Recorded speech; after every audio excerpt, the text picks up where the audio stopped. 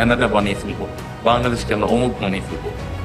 আমি বাংলাদেশকে অন্য কিছু বানাতে চাই না, বাংলাদেশকে আমি একটু এটা সফর থেকে আসার পর প্রধানমন্ত্রীর ম্যাজিক শুরু। চীন সফর থেকে বাংলাদেশে আসার পরপরই কিন্তু শুরু হয়েছে প্রধানমন্ত্রী জনাব তারেক রহমানের ম্যাজিক। সেই ম্যাজিকের প্রথম ধাক্কা হিসাবে কিন্তু বাংলাদেশে আসছে 500টি ইলেকট্রিক বাস। লক্কর চক্কর লোহা লক্কর, এই যে বডি ঠিক নেই, বাম্পার ঠিক নেই, সিট ভাঙা, সিঙ্গেল সিট, বসতে পারে না জনগণ, ঠিক সেই কথা চিন্তা করে কিন্তু বাংলাদেশে আসছে 500 ইলেকট্রিক বাস। কোন লেভেলের তেলস্পাতি আর কোন লেভেলের ক্যালমা শুরু করে দিছে বর্তমান প্রধানমন্ত্রী জনাব তারেক রহমান, সেটা বুঝতে হলে আরও একটু সময় দিতে হবে। হ্যালো এভরিওয়ান, আসসালামু আলাইকুম। শিমুল আছে আপনাদের সঙ্গে। জনগণের দুর্ভোগের কথা চিন্তা করে, জনগণের একটু শান্তি, একটু রিল্যাক্সের কথা চিন্তা করে বর্তমান সরকার চায়না থেকে 500টি ইলেকট্রিক বাস ঢাকাতে খুব শীঘ্রই নামাতে যাচ্ছেন। এটা হচ্ছে চায়না সফরের প্রথম ফসল কিংবা প্রথম ম্যাজিক হিসাবে আপনারা ধরতে পারেন। প্রথমবারের মতো বাংলাদেশে ইলেকট্রিক বাস লঞ্চ হতে কিংবা পাবলিক উঠতে যাচ্ছে। মানে এই ট্রান্সপোর্টের জগতে বাংলাদেশে প্রথমবার ইলেকট্রিক বাস একদম সরজমিনে সরকারি পারমিশন নিয়ে মাঠে নামতে যাচ্ছে। এটা বিআরটিসির অধীনেই মনে হয় এটা নিয়ন্ত্রিত হবে। যদি বিআরটিসির অধীনে নিয়ন্ত্রিত হয়, বিআরটিসির কর্মকর্তা তো মাশাআল্লাহ সুপার লেভেলের, ওনারা সুপার লেভেলের ব্যাপার স্যাপার। এক বাস নামালে 6 মাসের বেশি যাবে না। অবশ্যই সরকারকে এটা বেসরকারি কোনো সংস্থার হাতে তুলে দিতে হবে যে ভাই এই নিয়ে তোর দিলাম, তুই জনগণের জন্য আমি দিলাম, তুই এটা রক্ষণাবেক্ষণের যে দায়িত্বটা খুব ভালোভাবে রাখিস।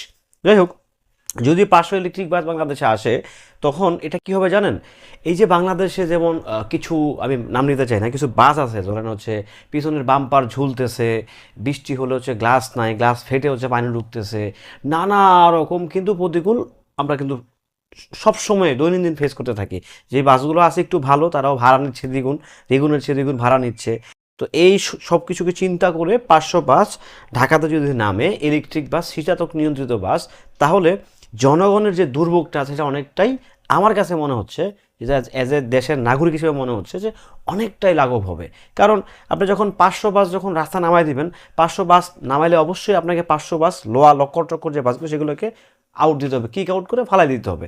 সো সব কিছু চিন্তাভাবনা করে আমার কাছে মনে হচ্ছে এই সরকার জনগণের কথা চিন্তা করে কিংবা দেশের মানুষের কথা চিন্তা করে উনি খুব সুন্দরভাবেই এই ইনিশিয়েটিভ কিংবা এই ডিসিশনটা নিয়েছেন।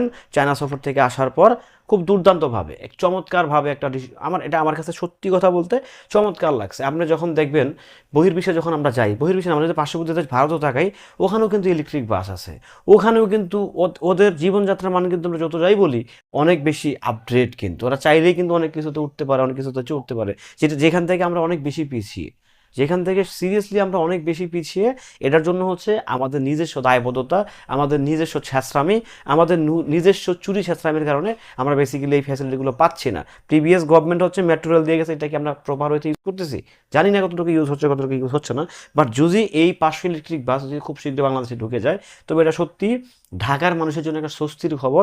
অবশ্যই এটা সুবাতাস, এটা দেশের ইকোনমিতে হয়তো বা আরও একটা কিছু অ্যাড করতে যাচ্ছে।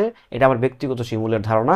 আপনাদের কার কেমন ধারণা সেটা নিশ্চয়ই আপনারা চাইলে কমেন্টে জানিয়ে দিতে পারেন।